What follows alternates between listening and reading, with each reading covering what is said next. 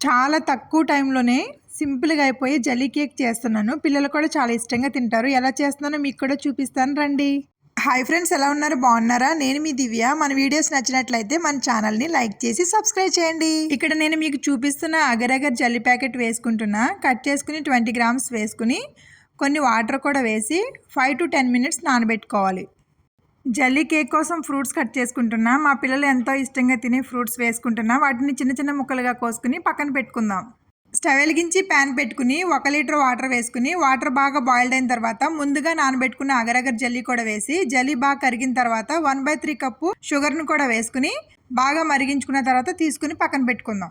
ఇప్పుడు కేక్ కోసం ఒక బౌల్ తీసుకుని మరిగించుకున్న వాటర్ వేసి ఫ్రూట్స్ కూడా వేసుకుని 1 by 1 ఫ్రూట్స్ వాటర్ వేసుకుంటూ చల్లారిన తర్వాత 45 మినిట్స్ ఫ్రిడ్జ్లో పెట్టుకోవాలి. అంతే, ఎంతో టేస్టీ అండ్ సింపుల్గా agar agar jelly cake ready.